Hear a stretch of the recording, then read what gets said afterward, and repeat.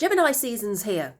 So we've left the earthy Taurus, the stabilizing Taurus energies, and we're now in the Gemini chit chat part of the zodiac, where this is the part of the zodiac where we gather information, share it, relate with others, where at times we can get scattered.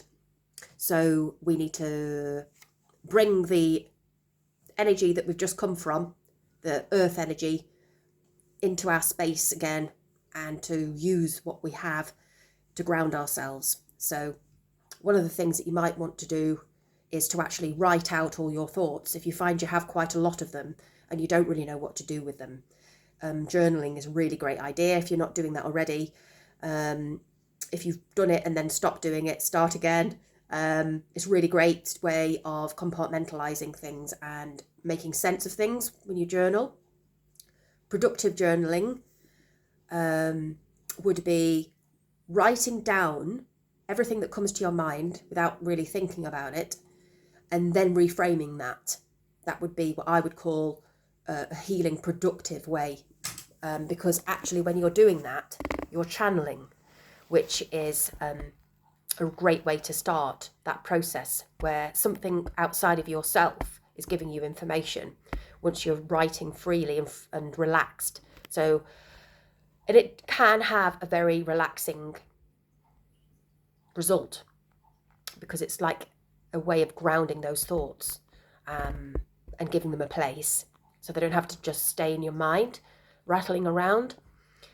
Because we've got Jupiter at the moment in Gemini, that is expanding our thoughts, and it's expanding our curiosity to the point where we might just overdo it and become overwhelmed.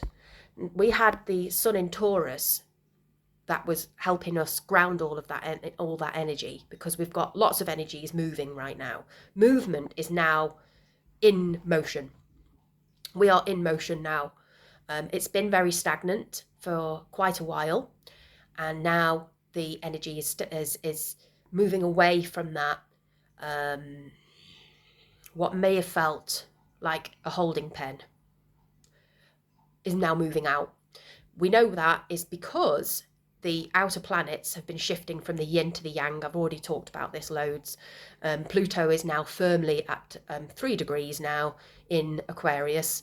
And so Pluto is shining, it's digging out and unearthing the riches that we can get for future. It's unearthing some of the gross stuff that needs to be cleansed and purged. So Pluto is doing the big work in the background, and sometimes it acts like a mold that just develops and you don't see it coming, and it just grows and grows until it's just like in your face. You can't avoid it. Sorry for the description. Yeah, it's a bit disgusting.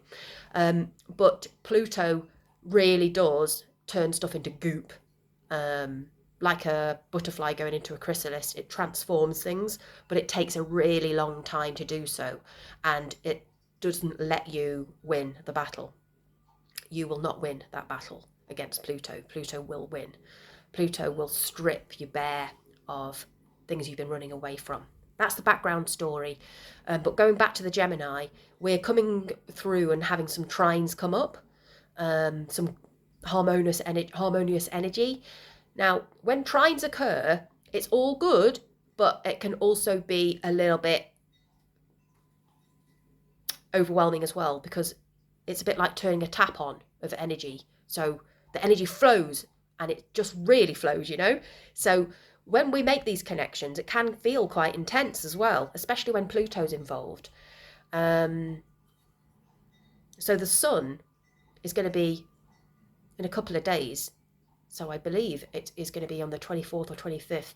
The Sun is going to be making a trine with Pluto. There's going to be various trines happening to the air and the fire energies. So this is really building up momentum. We've got Neptune that's already on from the 30th of March, made its way into Aries. The spiritual warrior is in motion. Things are changing to do with how we see ourselves, how we want to put ourselves out there. We're claiming our sovereignty, guys. We are claiming it. We've got Mars in Leo that really wants to make that happen. And all of these energies are combining together in this yang state. They're moving from yin to yang. And this month, within the Gemini season of information, relationships, nervous system energies, it rules the lungs as well, like, you know, the breath we take in, the information we take in, the details of life, the fingers, what we do, how we bring information in, where we go with that information, what we choose, because it's about choice. It's about duality of choice. There's yeses and nos. It's yeah, actually no. It can be quite superficial when it's trying to do too many things all at once. It comes across as fickle. Might not be the intention, but we have to be mindful during Gemini season. And we have to be mindful, especially when Jupiter is there, because Jupiter is not at its best in Gemini. There's some great things about it, but we don't have a lifetime, unless you have it in your chart, to harness the potentials at its fullest and really rein in. We don't have the time. Jupiter's not going to be there for long enough to accumulate that amount of mastery. But we probably are better at mastering and focusing now than what we were before Jupiter entered Gemini. Some people will be living with this energy. I'm one of them. I've always had Jupiter in Gemini, and it took me years and years and years of just life to realise that is a great idea, but is this going to be the idea? And I've had to filter through lots and lots of different ideas for them not to necessarily come into fruition. And the mutable energies can do that. They can have this feeling of on again, off again. And we have to decide what our commitments are going to be.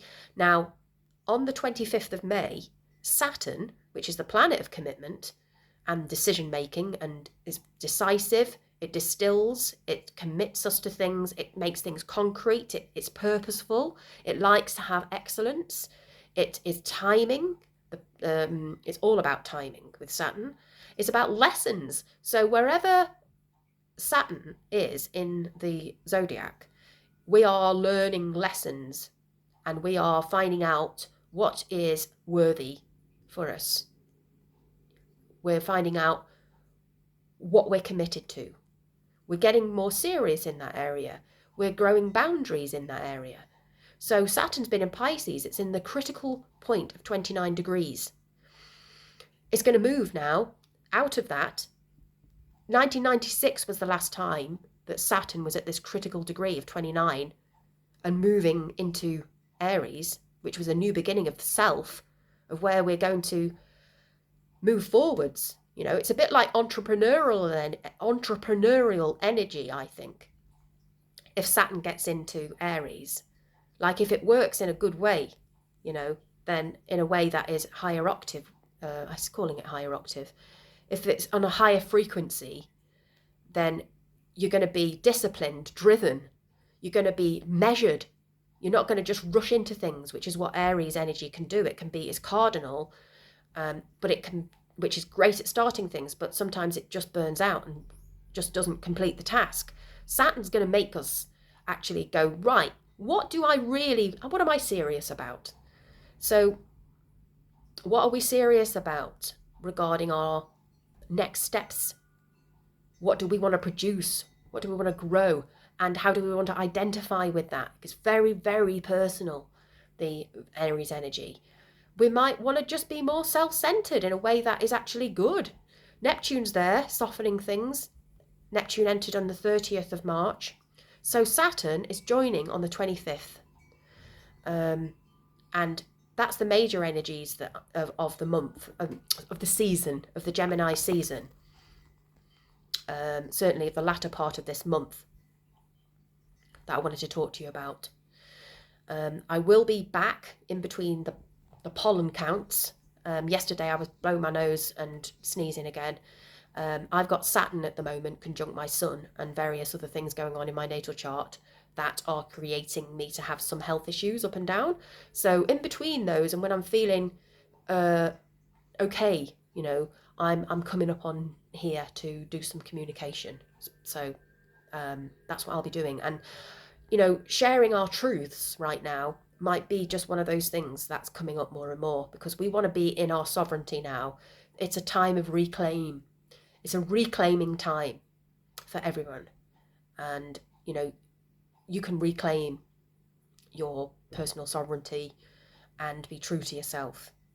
And that is meaning that certain things are having to end with this end of a cycle that's happening with Saturn in 29 degrees. So, what's your story? Where is it showing up in your natal chart? If you would like a personal reading, you can get in contact with me. You can send me an email at Jennifer at JenniferLadd.Art, and you can go to my website, which is exactly the same, apart from it's www. and JenniferLadd.Art. You can book a reading. If you're a Gemini and you'd like a solar return reading, you'd like to find out, because you'll be now having your solar return, if you'd like to find out what this next huge energy is for the next 12 months for you, how it's going to play out, get in contact. You can have a solar return reading. That might be really useful. So let me know, and I'll be in touch again soon to discuss some of these energies a little bit further. There are going to be some nice harmonious energies coming in, and the pace is picking up. The story is definitely unfolding. Bye for now.